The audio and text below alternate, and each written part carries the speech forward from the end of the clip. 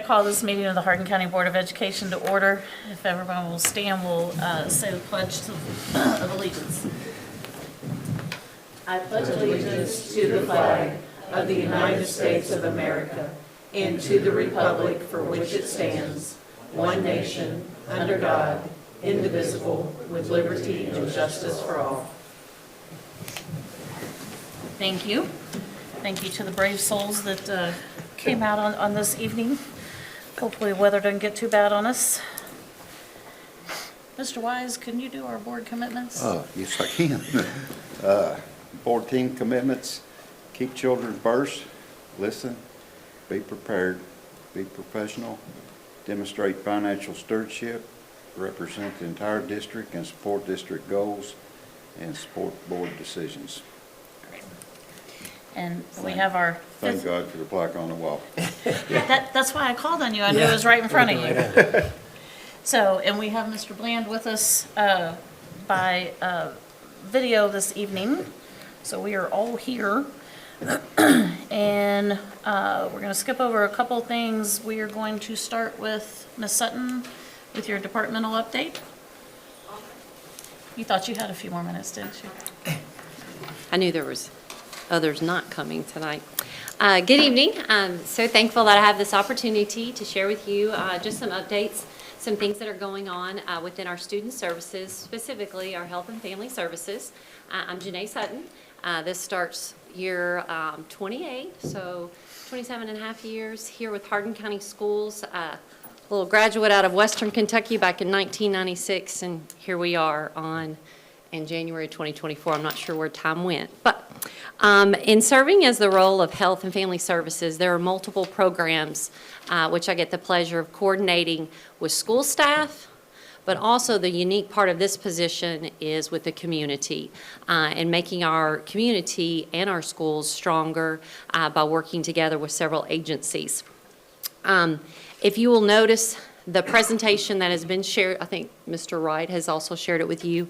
I did that for brevity, so I can be a little more brief tonight. Here, you can go back and reflect on some points, and feel free to email me or send me questions if you need any additional information. The first program that I work with that involves our staff here within Hardin County, we have the Family Resource Youth Service Centers. 20 coordinators, and 3 of those schools, Central, North, Central, North, JTA, and Vine Grove. They also have outreach workers, somewhat of an assistant that works with those FRISC coordinators. All of our coordinators, the 12 that serve at elementary schools, those would be called Family Resource Centers. Often people think FRISC is FRISC, but there's actually a delineation at the state level. Youth service centers at the middle high, and then our only one true FRISC center, because it does serve elementary school as well as a middle or a high, which is a middle at James T. Alton, is our 4U Family Resource Youth Service Center at JTA Vine Grove. And that you can see with our biggest high school, Central, North being also large, and then JTA Vine Grove campus serving 2 schools. That's why we have the assistant there. All funding for our FRISC program comes from the Division of FRISC, which is through the Cabinet of Health and Family Services. That money is based on our December 1 free lunch count. So Hardin County Schools does not actually place any funding into a pot or anything in order to cover those salaries. In addition, the operating budgets are covered through the money that comes through the Division of FRISC. As far as I'm concerned with my position, you can see some of the duties there. Back up a little bit. And then some of the highlights. Our FRISC team is very unique. You spend time with those individuals as a collective group at any one point. Miss Morgan got a lot of time with them during the holiday assistance season. You'll see that they don't like to sit around and just check things out. They want to do things. Our Back to School Fest, which we're going into year 4 of having those, that was an idea birthed from the FRISC to come together as feeder schools. We have a lot of community partners that want to share what their resources are, and they were being divided and splintered during open house times, CommuniCare and mental health, but all types of help agencies throughout the area. We're trying to make it to all these open houses. So we have a Bulldog Fest, a Trojan Fest, and a Bruin Fest, which is huge turnout and good time to get families excited, ready to go to school, let them start signing up if they need school supplies and so forth. Holiday Assistance is another collaborative effort of the whole team. In a little bit, we'll talk about numbers, but that is not just our Frisk team. That is multiple agencies throughout our county that go together to make sure kiddos get not just gifts at the winter time, but they get key things, clothing, shoes, things like that, in order for them to help be successful in school. Our next one is a brand new thing, our Wellness Week. I know you've heard through several different venues how we are doing HCS Everyday Counts, attendance focus. If you can't be there, you're not going to be able to be successful. This Wellness Week used to be Wellness Night. It was at the Pritchard Center. It was a wonderful, fun event. But out of our nearly 15,000 students, we only had like 1,200 coming about. And as Studer tells us to ask our consulting firm, what's the why behind needing a change in this instance? The why is that we had 1,200 out of 15,000 students that were attending. So we have transitioned. We have partnered with the American Heart Association. We're going to have a Wellness Week, a day on mental well-being, one on nutrition, one on physical well-being, one focusing on the importance of sleep, and then our final day focusing on teaching our students CPR, chest compression only. So that's going to be a fun week in February and so forth. There's many individual efforts, not individual efforts, but efforts that happen in individual schools with our Frisk. Most of you will think of basic needs, helping kids with clothing, shelter, school supplies. But there's also a lot of mentoring going on through Hope Collaborative. We also partner with the Zeta Sigmas in the North End. We have the Keys group that also works with our students, helping those outside mentor individuals that come in and support our kiddos that need a little extra. There's large group things going on in our buildings, substance abuse, suicide prevention activities, and so forth.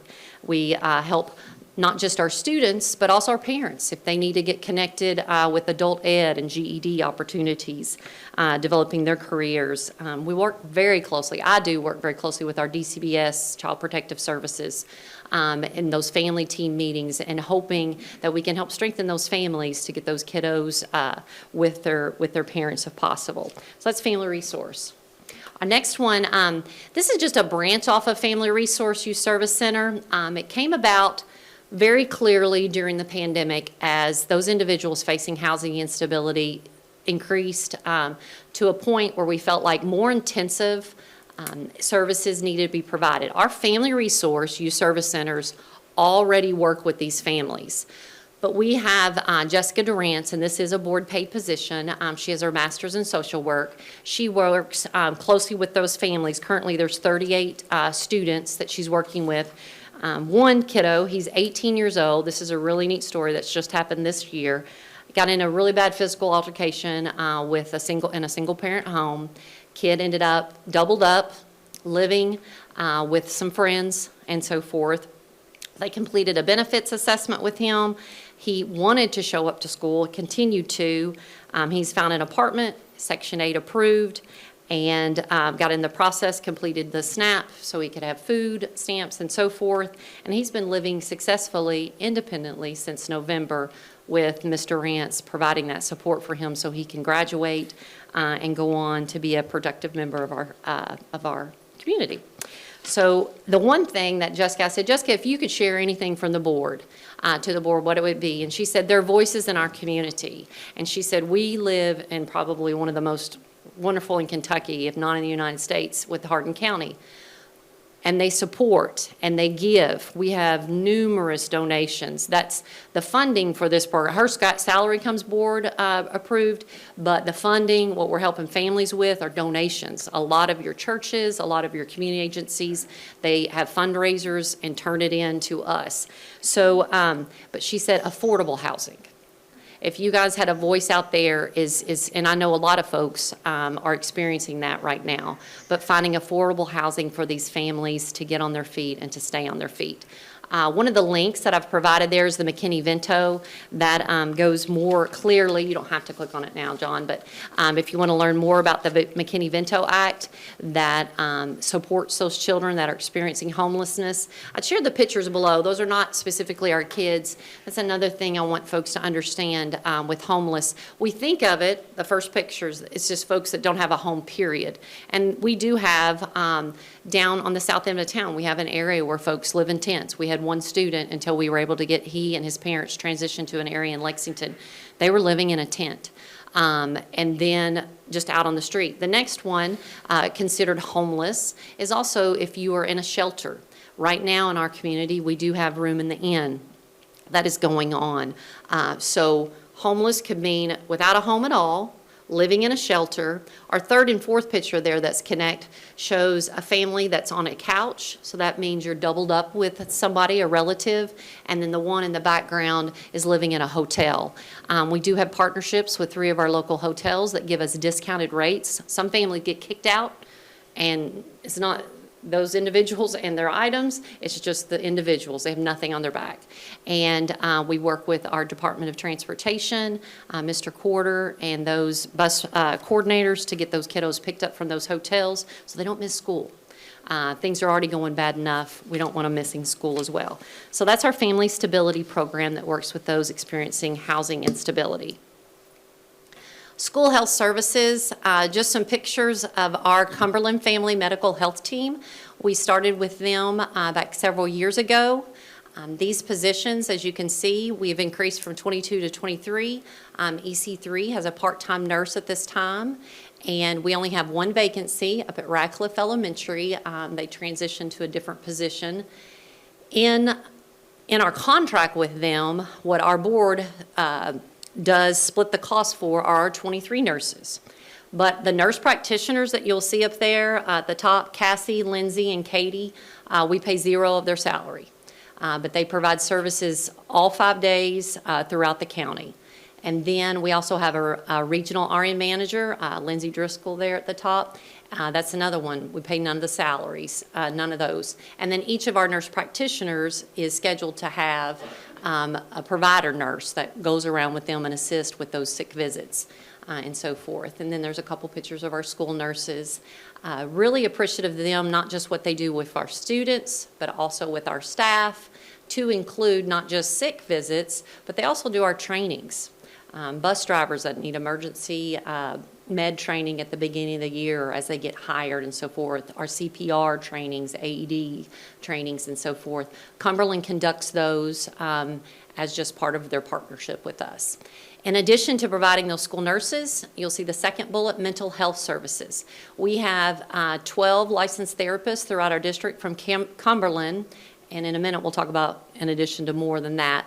That is not part of any salary cost or split. Cumberland just provides those, and the insurance of individuals using those is what is billed and so forth. And then they have targeted case managers.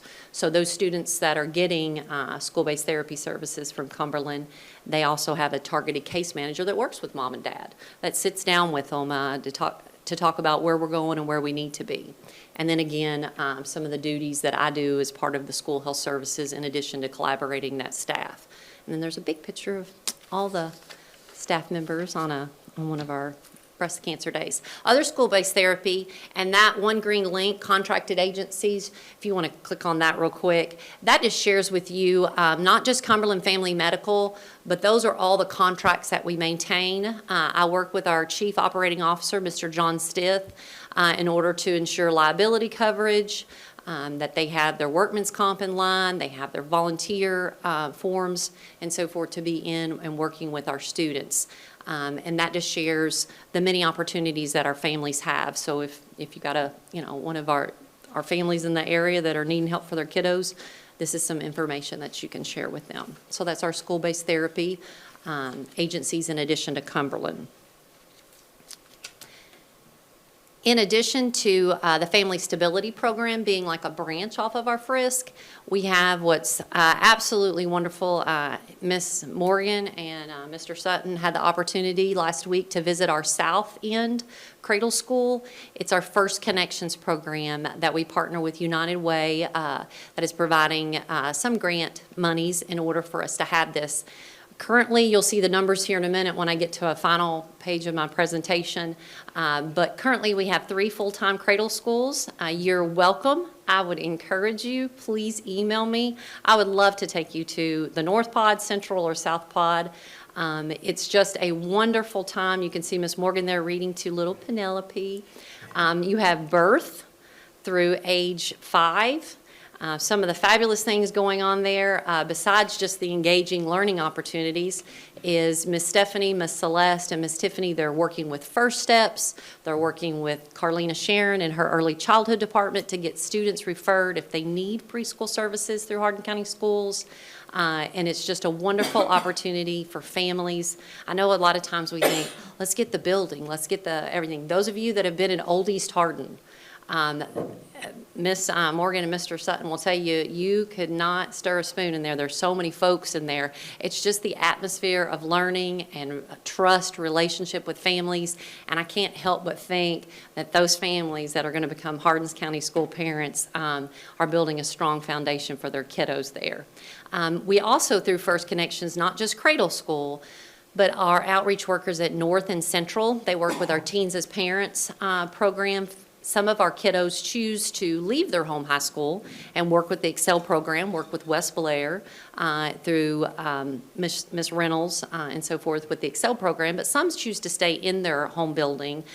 So they work with the students, John, North, or Central, that might find themselves having a kiddo, but they want to stay in their home school building, helping them get the resources and the knowledge that they need to get. And that's our First Connections. If you click, sorry, you don't have to, but the link up there to First Connections, that's a brochure. If families are wanting to know more about it, you can click on that and it takes you to the brochure and so forth. So if you want to visit a Cradle School classroom, please let me know. I would be happy to schedule that and take you there. And I think this is our final area. Yes, our final area, child care services. Back in 2018-19, we began the Early Learning Academy. We've extended it. We do have our child care services, which is birth through 5 for our school staff, and as well as students, ECTC students. At College View, we have North Park that is working on the Radcliffe Library as a new site to expand based on numbers needed. And then we also have the preschool, we have Little Lakers, which is also birth through school age for our staff. But then we have a preschool room at Creekside.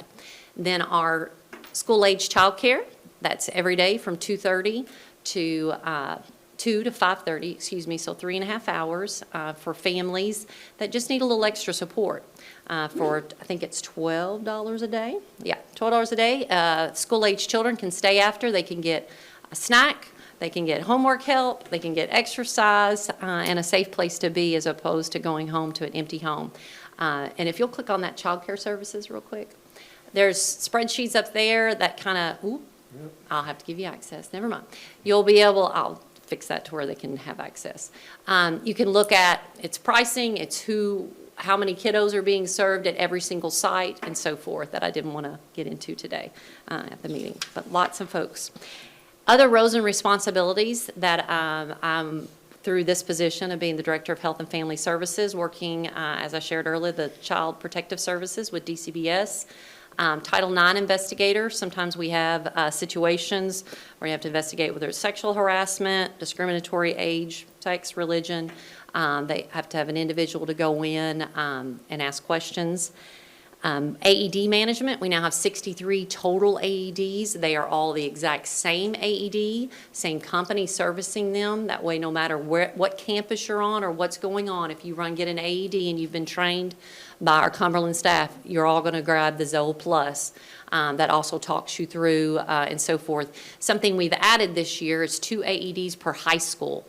Our athletic director shared, we're going to track and field places, Janay, that they don't have AEDs on. I mean, they might, but it's in 6 buildings over that we have to run to. So there's 2 per high school that can be checked out. And we've also added 1 to the bowling alley.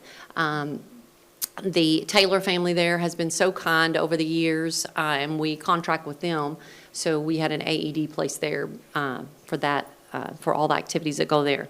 There's some other activities that you can see that I'm a liaison to through the different agencies, whether it's, military family life counselors, Helping Hand of Hope, CASA of the Heartland, the court-appointed special advocates, Feeding America. Some of you were able to see the overdose simulations. Baptist Health has been a wonderful partner since they've joined into our community, just really wanting to strengthen our families and our kiddos. They come into our schools. They do these amazing vaping presentations, wanting to stay very on top of things, doing our YRBS survey and so forth. March 18th, if you want to mark your calendars, that's a tentative date. Our overdose simulations happen at each high school, and tentatively, right now we're in the middle of snow, so Mr. Lovins has said that date's secure, we just haven't. But everybody saw just a need, like what the high school students, we would love for families to have the opportunity. So Ms. Morgan asked, she's like, I really think, let's put this at the PAC, let's invite our community and our parents that want to see it. So March 18th is what we're looking. It's truly a simulation. If you went to it, you saw it's the point that it's the Mikatook family were kind enough to work with Baptist Health. Their story of what happened with their son from the point of overdose at a friend's house to the point that he passed at Hardin Memorial at the time. And then his sister comes up on a large screen and addresses the students, addresses the crowd. And then afterwards, there's a panel of experts from the coroner in Hardin County to police officers to ER answering questions. Some of them are pre-written questions that have been submitted, and some are just from the cuff. Just very insightful and eye-opening.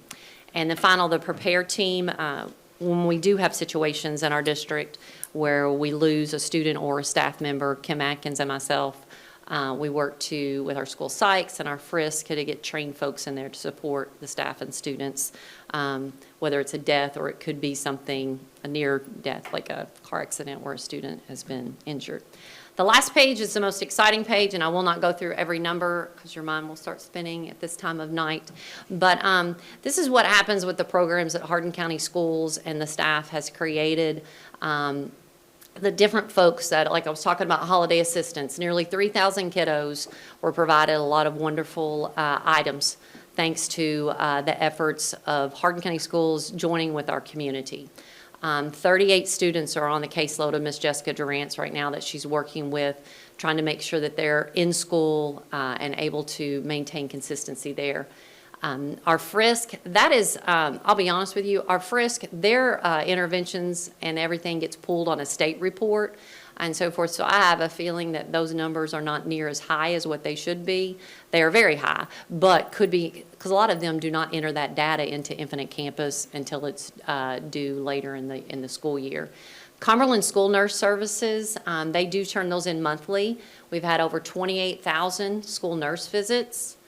Nearly 3,000 nurse practitioner visits, and those do include about 100 and almost 100 telehealth visits because they also have the ability. That happens more so on the south end. Your North Pod practitioner can get around a little easier, but if Katie is at Central and a kid at Lakewood, we know has pretty much got strep, they can get out the Tydo. It's a nice system that they use in order to get the kid diagnosed so they can get that prescription in.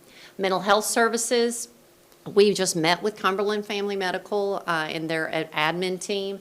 They were extremely pleased to see the increase in number of kiddos that are being serviced, number of sessions that have happened this year compared to last year at this exact time, and so forth. We are servicing over 13,000 more of our staff children in our child care. We have almost a 9% increase in students that we're serving in our after-school program. And the biggest one, which is a credit to the folks that are working in our cradle schools, we've had over a 26% increase in children that are in our cradle schools in our programming, which has been wonderful. So, and that is just says it all. It's Pretty cute little kid. Thought y'all all deserved a little smile after listening.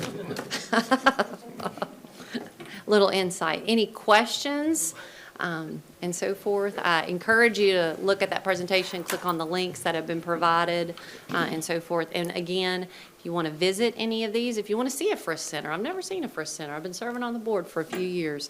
I would really love to hang out there for an hour or so. I would love to show you in person. Might have been the best part of my year. Really. Cradle School visit was very awesome. cool. We appreciate it. That's, Cumberland, I think, has been a great asset of our people that we ventured with. Because we were with Hardin County, I think, tried to at first, and this group has far exceeded. They're a federally qualified health center. So your health departments are allowed, that Medicaid billing and your federally qualified health centers. Because a lot of folks are like, how are they able to do that? And of course, they do bill insurance. But I know I've dealt with some folks, they're like, I can't pay the bill. They have sliding scale fees. They meet the families where they're at. They do not want to be the reason that a child or a staff member. We have seen staff members, several, served with mental health services, several served with, I'm sick, I've got a sinus infection, I really don't want to do my sub-plans. They're not contagious, they have a sinus infection, they just need some amoxicillin and they can continue on their day. And so that has been able to be provided and so forth. Dr. Eric Loy, who's their CMO, he just had a vision for schools, for school health services, period. They have extended, if you got friends in Meade County, they will be also joining with Cumberland Family Medical next school year. They've already signed a contract. Dr. Martin and his folks visited over here. I don't know, Ms. Morgan, it's been, what? A while. A month or so ago. They just wanted to see it in action here and how it all kind of played out. Well, it works better than it seems like it could, so it's very valuable, I know that. So how do they collect if there's got to be a lot of these parents don't have insurance? So is it state pickup part of that bill for them? They can bill any insurance. They can even bill TRICARE. So it could be private, it could be Medicaid, and so forth. They don't just bill their CMOs. Well, that's good. Yeah, Awesome. Nothing better than healthy students. healthy students. It's the Yes.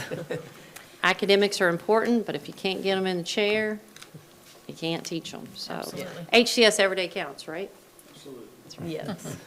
Thank Thank you. you. Thank you, Janay.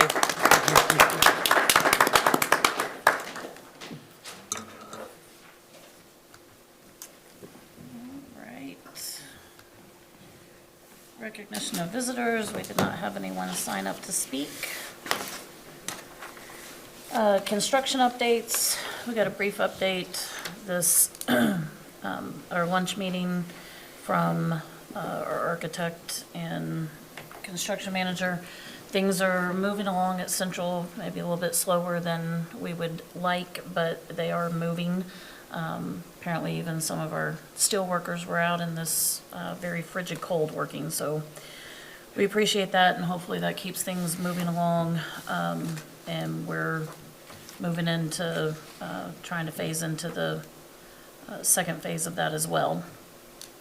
But other than that, no big changes or anything going on with that. Is there anything that anybody wants to add to that? All right, consideration of the consent agenda.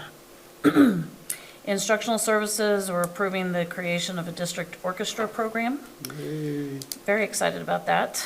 Approval of the request for 1 North Hardin and 6 Central Hardin students to graduate early effective February 16th.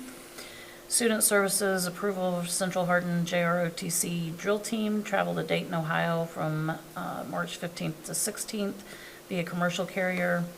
Approve Central Hardin High School FFA homesite evaluation team to travel to El Reno, Oklahoma from April 29th to May 4th.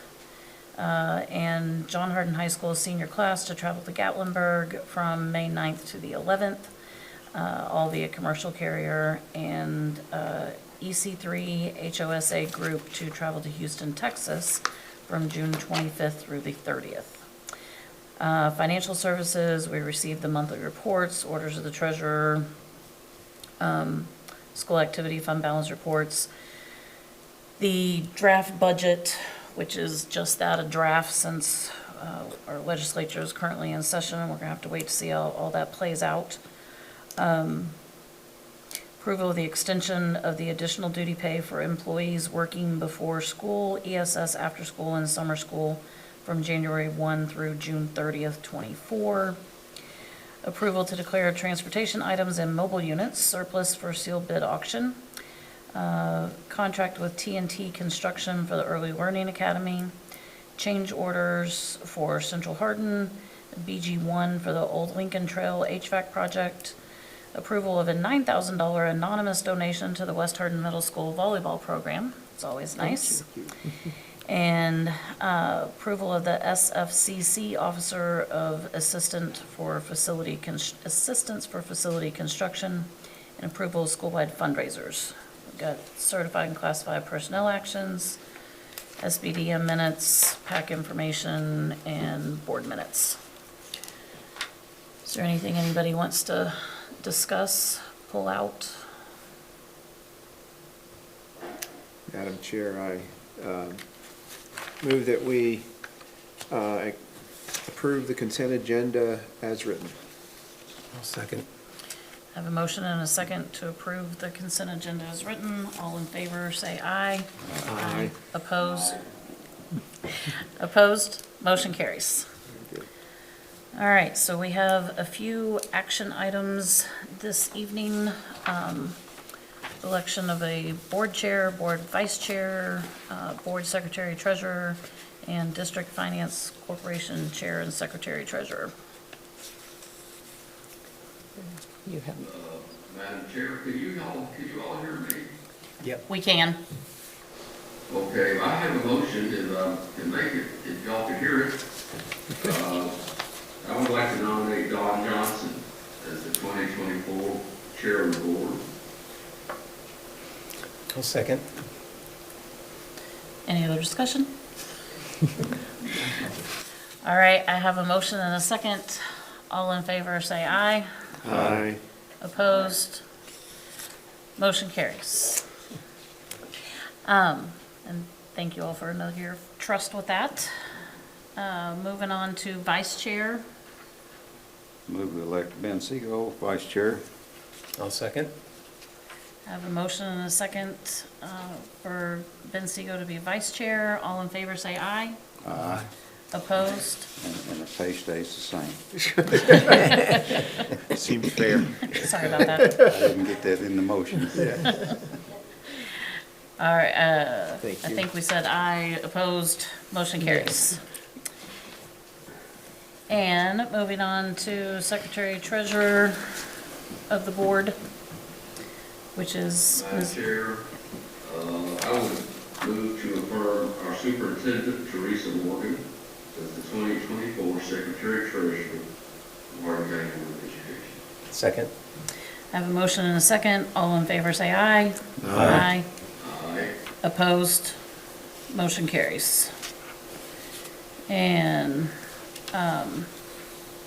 the District Finance Corporation Chair and Secretary Treasurer. Madam Chair, I'll make another motion.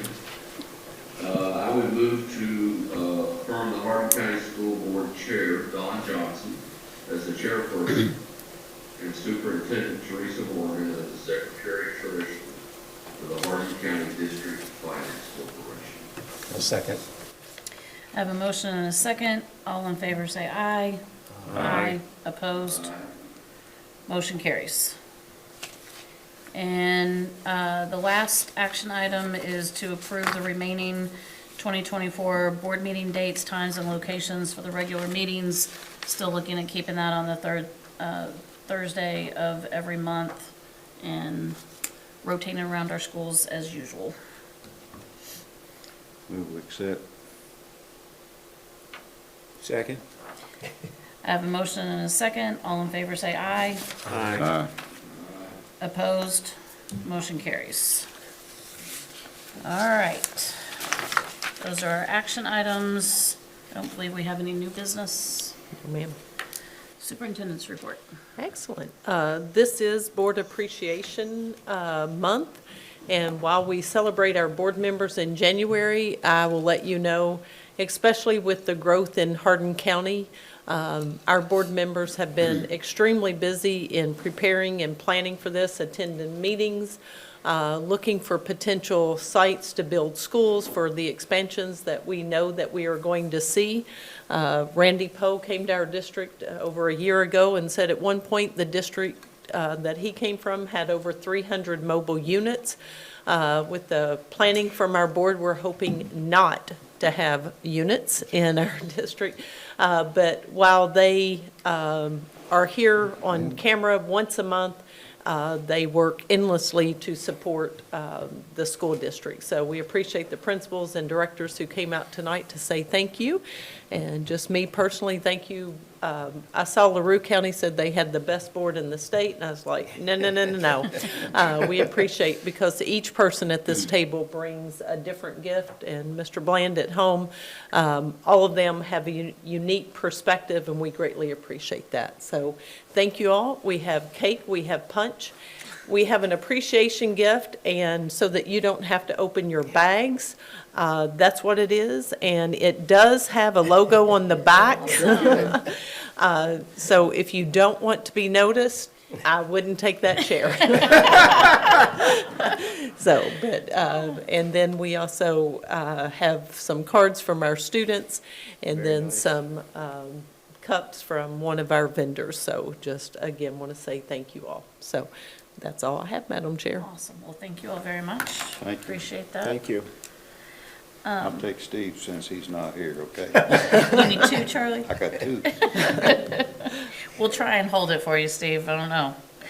I don't believe we need an executive session. We had a rather lengthy one this morning. Board calendar, February 14th through the 17th is the AASA National Conference on Education in San Diego. February 22nd is our regular lunch board meeting at Woodland. And then that evening here back at Central Office. And then March 1st through the 3rd is the KSBA Annual Conference at the Galt House. Always a fun time. All right. Nothing else. I'll entertain a motion. Madam Chair, I move that we adjourn. I'll second. Motion and second. All in favor, say aye.